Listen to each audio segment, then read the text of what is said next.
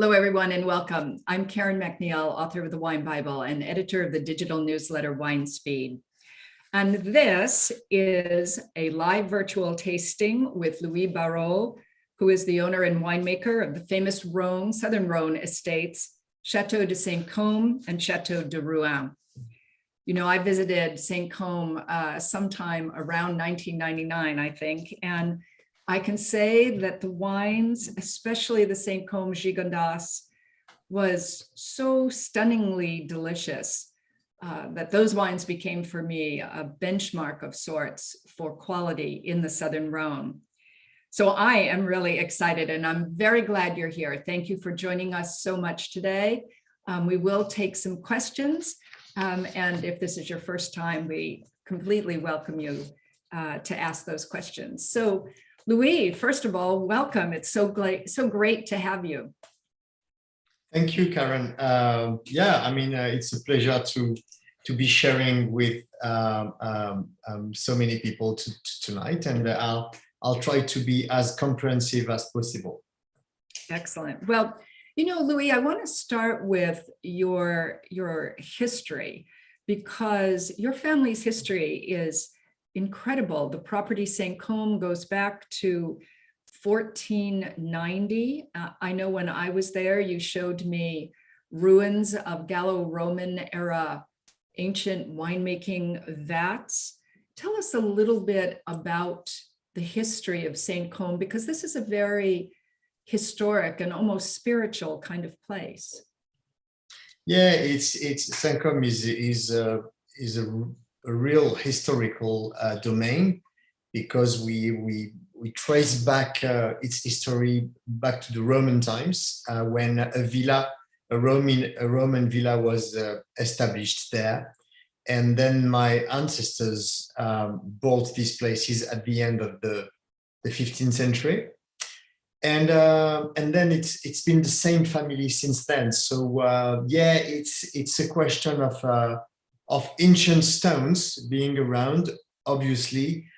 But as you say, it's very much a question of family, of people, of vibration. And I would say that the vibration of this narrow valley has been really shaped by the activities of our family over the decades and the century. This is how you shape the soul of a place. Well, let's talk about that a little bit, because you've written very movingly of your parents, and when they took over the estate, as I understand it, they, as many people did before, during, and after World War II, many of the grapes were sold. But your father began to really establish the estate as a quality estate, and raised the level of the wine coming from the estate. And you've followed so strongly in those footsteps. It must have been very hard for him to do, though. My parents have been a quite incredible couple when we watch at what they have been doing here. First of all, my mother lost her father when she was very young, so her attachment to the place was very big. And when they got married in 1957, I mean, there is a story that almost nobody knows, but which is very central, is that the best friend of my father was called Jean-Paul Laval. He was the first œnologist in our region. And in a time when there was no laboratories, nothing. And this is thanks to him that my father learned his job. And in a few years, because it trained him very intensively, in a few years, he really became the local star for wine technologies as they existed in the beginning of the 60s. So in his previous life, before his marriage, he was a cabinet maker. He was a real artist.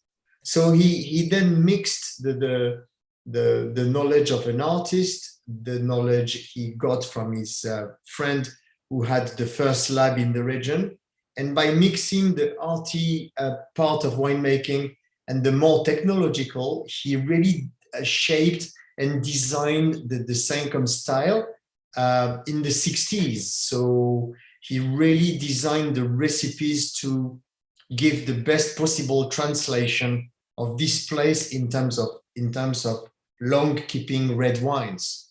So it's a very central aspect of the story, because if this friendship hadn't existed, the destiny of Saint Cosme would have been, I think, very different and probably more common, more average, let's say. Wow, what a fantastic story. Before we start tasting here, I want to ask you about the name Saint Cosme. Is there a Saint Cosme? Yes, Saint Cosme and Saint Damien were two brothers in the 5th century in Syria, and they are the patron of doctors and barbers and dental surgeons. And every place in the world where you find the name Saint Cosme, it's always associated with medicine. So we don't know why this area has been named after them, because we can trace back the name of the place back to the 9th century, and we don't really know why the place is associated to the name. But the domain itself is named Saint Cosme, but the chapel, which is behind the domain, the 12th century chapel, is named Saint Cosme as well. All of this is so ancient that we cannot even explain why it's named like this. Wow, what an amazing story. Well, speaking of medicine, I know I'm going to feel better when I begin tasting this. All right, let's start with your Domaine de Saint Cosme, Les Deux Albion. I'm going to hold this up so people can see the label. And this, of course, is a Southern Rhone white based on many of the traditional grapes grown in the Southern Rhone, leading with Viognier, and then Vaurboulenc and Claret and Marsanne, and probably Picpoul is also in there. I'm wondering, though, why you think Southern Rhone white wines have never been particularly famous. I mean, most people know, when they think about the Southern Rhone, they immediately think red wine and not white. Why would that be? Yeah, I have to say, this is really changing.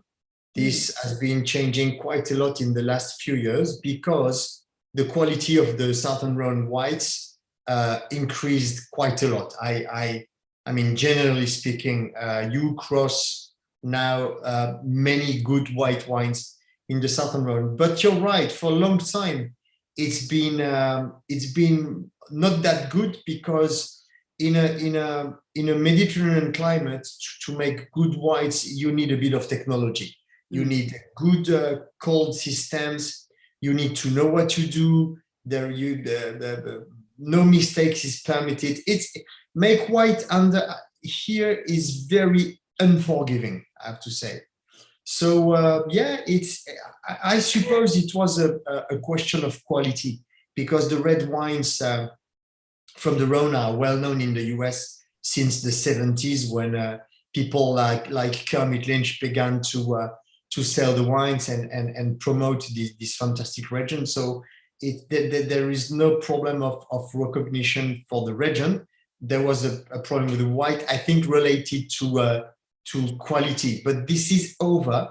This is finished. The whites now are good, and the tradition here is to use the traditional acidic grapes, because my theory is that if you go only for the potential white grapes, you end up with a wine which is going to be too big, too alcoholic, unbalanced, with a big lack of freshness and finesse. So in this wine, half of the blend is with acidic grapes, with a predominantly Picpoul, but as you said, Claret, Bourboulenc, Uni Blanc as well.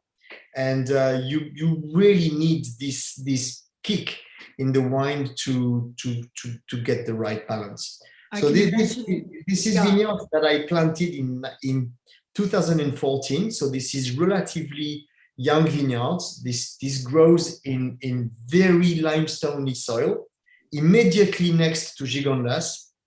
And I have a passion with vegetal heritage, nurseries, and multiplication. And all these vineyards are made out of sélection massale. Sélection massale, there's not really, again, it's like terroir, there's no translation in English, but a sélection massale is a group of plants which carries a very big genetical diversity. So opposed to the clones, because when you multiply one clone, you multiply the same subject in big quantities. So you lose the genetical diversity. So we have always been very attached to the protection of this diversity. It goes with the fact we have been organic forever, and it goes with our convictions about respecting the nature, and we think the wines made with this vegetal heritage carry a lot more complexity as well. So yeah, it's the way we handle this.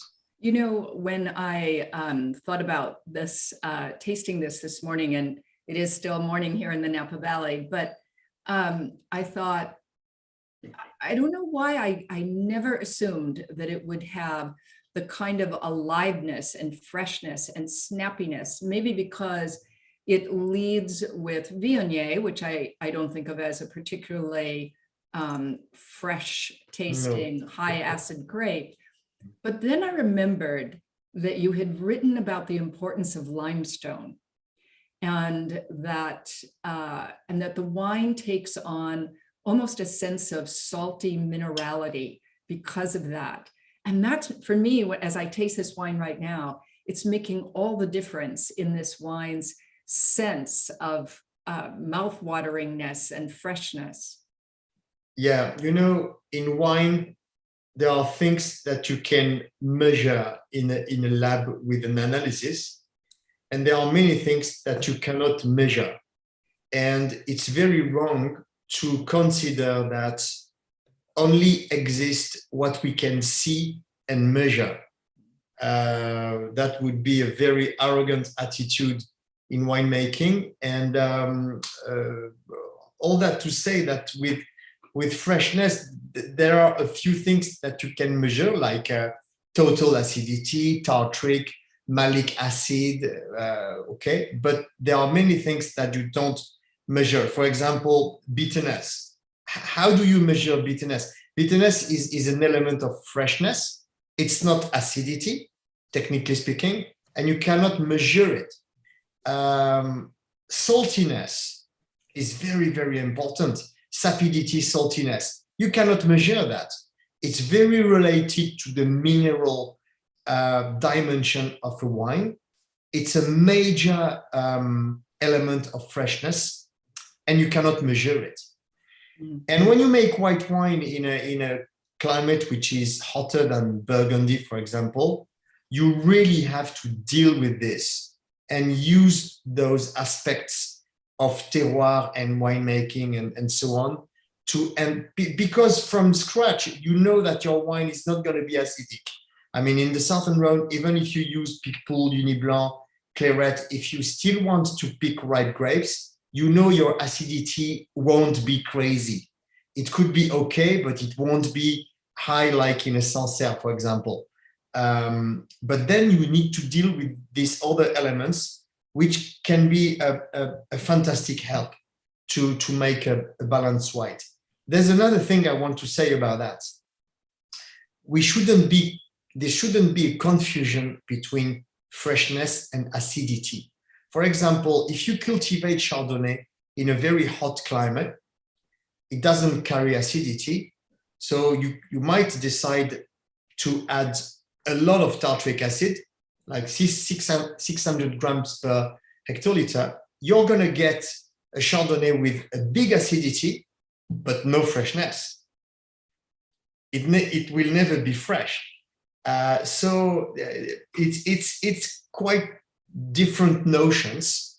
And I take advantage of this seminar to to clarify a little bit this. So right. And thank you for reminding all of us about something that we do instinctively know, which is that simply because an idea cannot be measured does not mean it doesn't exist. And you and I were talking earlier about the concept of terroir and all of in this vast kaleidoscope, all of the elements of terroir that are not named, that cannot be known, but that can instinctively be felt in a wine. In the presence of this wine, you can feel some sense of specialness, some sense of aliveness that of course cannot be quantified either. But your palate knows, your body knows when it tastes it. It's really a delicious wine. What does Les Deux Albions mean? Well, it's a bit of a private joke. My father's origin are in Plateau d'Albion, which is a very nice mountainous area quite close from here, in altitude behind the Mount Ventoux. And this place is very, very, very limestoney. So it's a tribute to my fatherland and to the limestone soils that are really part of our DNA in Saint Cosme. Well, beautifully said. Let's go to your Gigondas and let me hold up the bottle. This is the wine that many people would be the first wine that they would have experienced, I think, of Saint Cosme. This is very well distributed in the United States. And, I wonder, Louis, you also, I know, make a Châteauneuf de Pape, but I wonder if you feel that Gigondas sometimes sits in the shadow of Châteauneuf de Pape in a way that is not appropriate. Because when you taste this wine, it certainly has, it's not exactly like Châteauneuf de Pape, but it's certainly, for me, of parallel quality to a top Châteauneuf. Yeah, I think at some point in the 80s, 90s, we were in the shadow because Châteauneuf had more history, had more background, and is bigger as well in size. I mean, Châteauneuf in size is 3 times bigger than Gigondas. So yeah, this existed in the past. Frankly, it's over. I mean, talk about Gigondas being in the shadow of Châteauneuf now doesn't make any more sense at all, especially since the amount of greatness found in Gigondas appellation is so impressive that this cannot be said anymore at all. Yeah. Well, let's talk about Grenache for a moment here, because I think of Grenache as almost like Pinot Noir, not exactly like Pinot Noir, but in the sense that it's a very delicate grape. It needs to be handled really well, prone to oxidation. And so, and often, regrettably, planted in not particularly good vineyards. Maybe that's more the case sometimes in Spain, where Grenache often gets sort of second string after Tempranillo.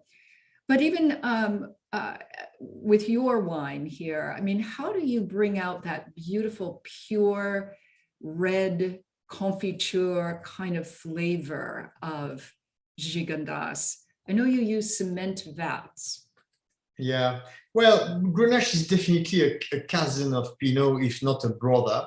If you taste, for example, old vintages of Dujac, yeah, it's gonna be on a blind on the nose. It can be very close to some of our old wines, and sometimes we look like Gevrey-Chambertin as well. I mean, it's yeah, they are definitely cousins. But if we go to comparisons, Grenache reminds me of Riesling, because Riesling can be anything. It can be dry, it can be sweet, it can be horrible, it can be extraordinary, it can be anything. And Grenache is the same.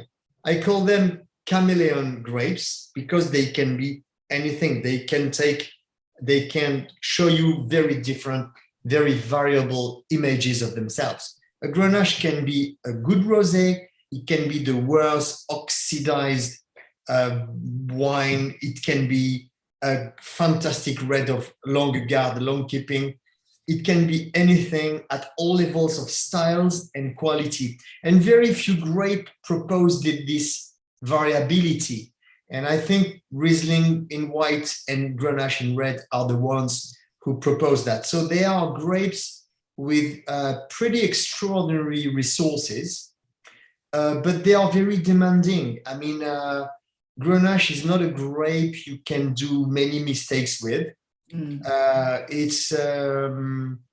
It's not easy to make a great wines out of this grape, but I would say in Gigondas, in the limestone, you can really develop an idea of Grenache, which is not the general idea, because the general idea would put Grenache in the category of the delicate but with some alcohol in the equation, etc. In Gigondas, the level of saltiness, of freshness, the texture, the mouth architecture proposed by the grape combined with the limestone is very, very specific. I mean, stylistically, what a Saint Cosme wine doesn't really look like another Grenache. And I have to say, in a blind, Gigondas from Saint Cosme can be very, very confusing. It can be a very big trap. I mean, try with your friends in a dinner, go blind with an old Saint Cosme wine, and yeah, people will go in many places, but not the southern Rhone, because of the cold microclimate and the impact of limestone. For example, the limestone gives a typology of tannins, which is very, very specific, very small, very grainy, very refined, but kind of a little angular as well. So yeah, it's always a combination of soil, climate, and grape. So speaking of tannin, though, I know that you ferment this whole cluster, that you include stems. I'm wondering if you, because I don't know, because I think of Grenache as having well-grown Grenache as having a certain beauty. I'm wondering if the inclusion of stems isn't kind of risky. You know, full bunches is, for me, mostly a question of terroir. It's not what is being said usually, but it's what I think. And in Saint Cosme, full bunches makes a lot of sense. And I don't think it's risky. We never get green characters. We never get rusticity, but we have to listen to the terroir, and we have to accept that we are being guided by the terroir more than we decide for him. You know, it's like a winemaker cannot be somebody who decides for the terroir.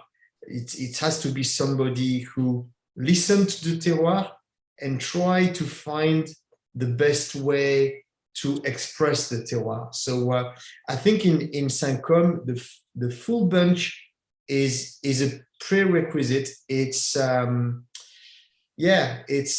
we do it every year, whatever the vintage is, because we tried to destem many times, and it never give a better result than full bunches. Never, ever. And listen, I did it so many times. I am not keen on ideologies with wine. I am keen on realities. I stick to results, and the results of my experimentations is that full bunches is the best. I mean, my father had understood that in the 60s, way before I joined him in 1993, and I still wanted to try destemming. And every time I try to do that, he said to me, do it, but it won't work. And it never worked. It never, ever worked. It's like the use of yeast. I mean, Saint Cosme is an indigenous yeast winery because we tried. And frankly, with red wine, there is no interest in using yeast that you buy from the yeast producers and make you look like your neighbor and kill the complexity in the wine. So we like when there are different type of yeast working together or one after the other, depending on the fermentation cinetic. But yeah, we love that. We really know it's better. So yeah, there are a few ideas we won't change because we really know they help the terroir to express at its best. Yeah, well, I know that your winery, your old winery has its, in a sense, its own microbial stamp, and that's not at all unlike having Massal selection, where you have just this unbelievably complex genetic material, some of which you don't even know really, but gives the wine a very distinctive stamp. I want to ask you, though, I love this term you just used, the mouth architecture. Because so many people do know your Gigondas, talk to that for just a minute. What is the mouth architecture of this wine? Well, it's, you know, I'm going to take examples. A wine can make you think, a wine can be bony, a wine can be meaty, a wine can be angular, round, etc. So the architecture is the way a wine is built. And this is always a mental representation of the feeling you have in your mouth. But for me, Gigondas, Saint Cosme at least, is a very bony wine.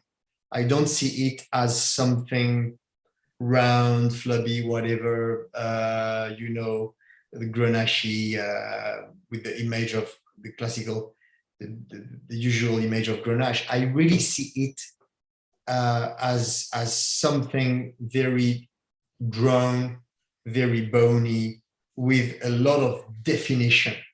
Yeah, so it's a personal approach that I have of my own wine, but yeah. It's also a very, I love the description bony. It's also a very long wine, not just at the end, but takes a long time to get from point A to point B and B to C and C to D. It really is, it has real gravitas on the palate. And I don't mean that from a tannin perspective, but just from a structural perspective. You could imagine this as a big old stone building. It has real, yeah, gravitas is the word that comes to mind for me. It's a beautiful one. Yeah, I mean, the length and the strength, you don't decide like this that your wine is going to have length. This is how deep you go in your work that makes it happen or not. I mean, you have it or you don't have it, but you can't obtain it just by changing one or two things. It takes a lot of time, and it requires to look well after many details. It's like the quality of the bubble in a champagne. It's results. It's a result of a lot of good practices. You don't decide from that tomorrow you're gonna get a great bubble or a Gigondas with a great strength and length. It's long-term work that you have to achieve. So beautifully said. All right. Now we're going to taste at last your Chateau de Rouanne. I've never tasted this wine before. This is an ancient, again, chateau that you bought not so long ago, a few years ago, in Vinsobres, which is not as well known, an appellation a little north of Gigondas, I understand. But tell us about this wine. And I'm wondering, I know that the vines here were many decades old. I'm wondering if part of your motivation in buying this estate, because you have already Saint Cosme, I'm wondering if part of your motivation was to protect this old vineyard. Yes and no.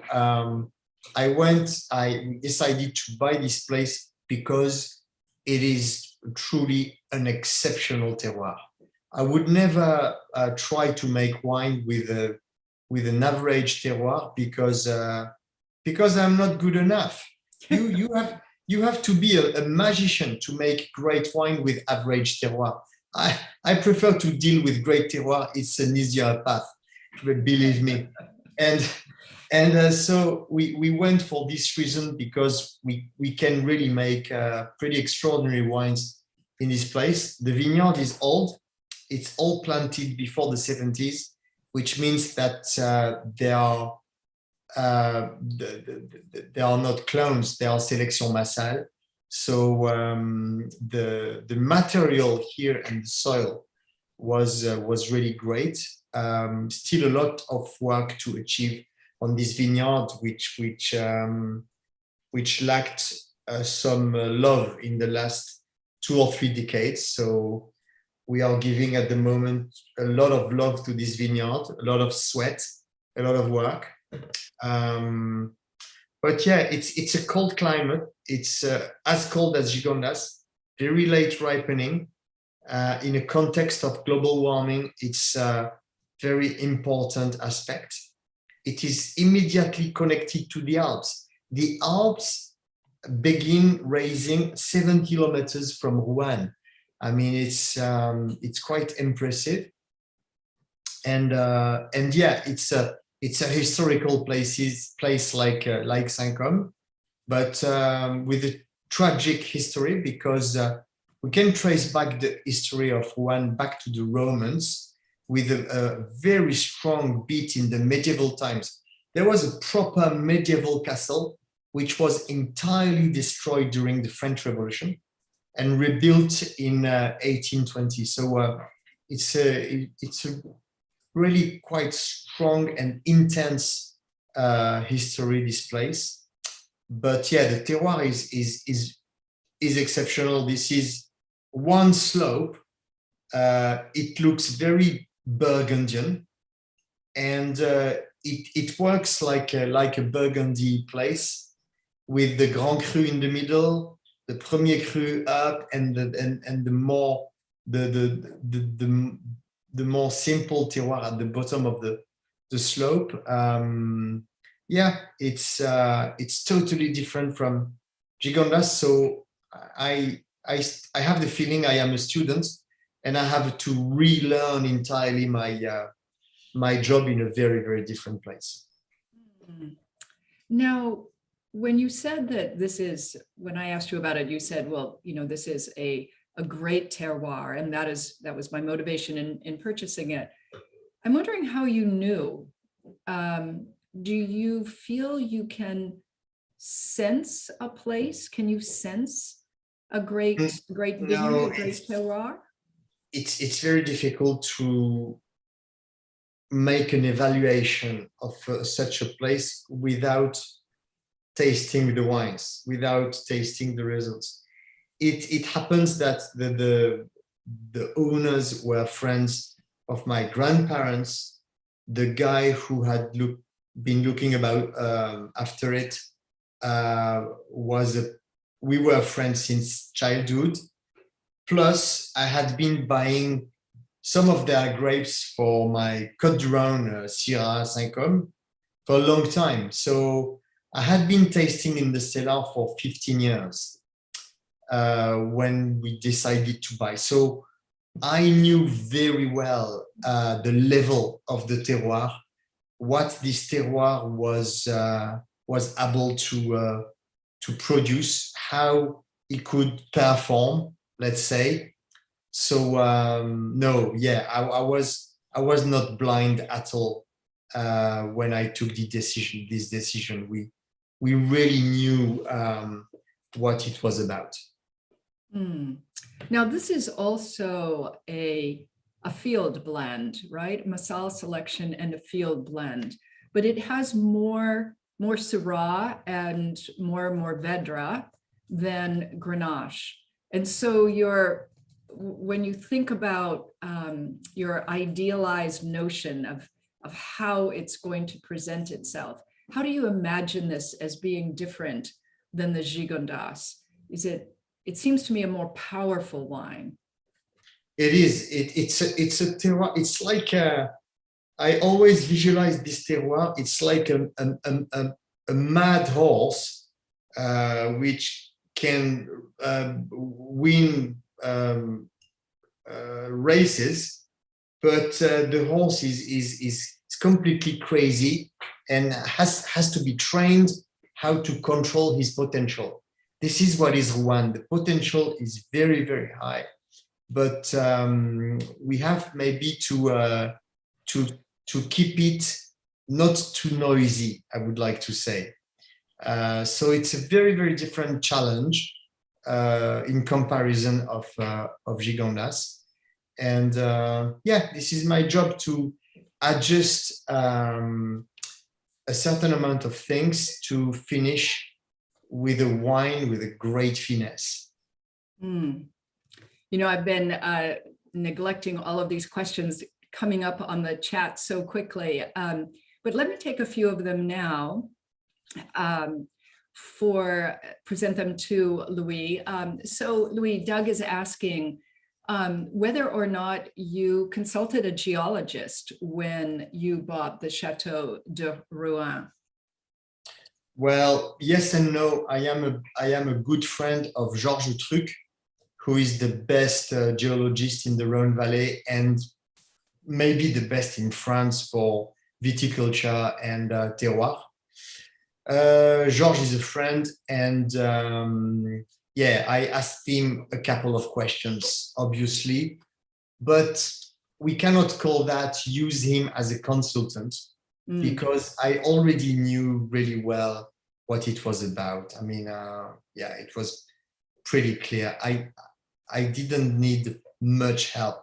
Sometimes I really need help on other things. I'm not saying I know everything at all, but on this subject, I was kind of okay.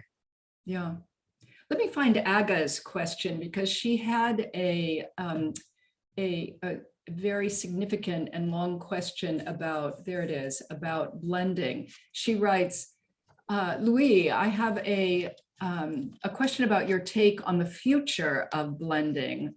The Southern Rhone is obviously very much about blending to find the perfect balance. Do you think some regions, like your northern neighbors, both the Northern Rhone and Burgundy, with a warming climate, will need to reach the stage of blending as well? That's a very good question, especially since the Northern Rhone and Burgundy are regions which use only one grape. They are mono grape regions, at least for reds. I am tempted to say it's going to be a little complicated to let the world know that Côte Rôtie is not anymore Syrah and Von Romanée is not anymore pure Pinot Noir. It's going to be a challenge, but I would say only stupid people never change their mind. And yes, if at some point the Pinot Noir have carried too much alcohol and begin to generate problems, they should change and maybe evolve to and find solutions by growing other grapes. Evolution is everywhere all the time in the human history, including agriculture. The nature of agriculture for the humans is grow the right thing at the right place. If you're not in the right place anymore for a given grape, you have to move, grow this grape in another place, or change grapes. This is what it's about. So no, it's a good question. Or I wonder because, you know, in fact, the Les Deux Albions made me think about this. I wonder to what extent you think moving toward biodynamics, which is a decision you took in terms of farming. I'm wondering if you think that is helpful in terms of a warming climate, in terms of climate change. Yeah, it helps a little bit since, for example, the biodynamic practices brings your pH a little lower. So it helps because the quality is better, the wines gain a lot of precision. Then say that biodynamic is going to solve the global warming issue. No. Against global warming, what I trust in is a pack of many different little solutions working together. That's my path. I don't believe in miracles. And finally, I wanted to ask you, Louis. I think I remember, or do I remember accurately, that you studied at Oxford for a time? No, my wife is English. That's the English part of my life, but I never studied in Oxford. I would have liked, but no. Me either. All right. Well, my final last question is, what is it that draws you to wine? What is the force that causes you every morning to get up and to want to know these vineyards better? Actually, in the very beginning, it was not about wine. It was about, I am exactly like my mother, a very deep lover of this place, Saint Cosme. And my dream was to take over this place and make it progress as well as I could. But if we would have grown sheep or vegetables or cherry trees, I would have done the same. That was the idea. And one of the great aspects of this story is like when I began to get involved in the viticulture and wine with my father, progressively I discovered how fun wine could be. And one day I figured out, oh my God, actually, this is great fun, even better.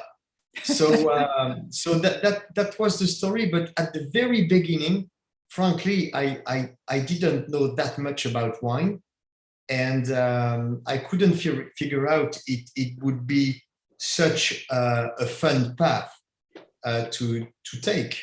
It's very paradoxal because I was helping my father in the vineyard age 8, 10, 12. I drove tractors age 13. I could make every work, action, job in the cellar age 14.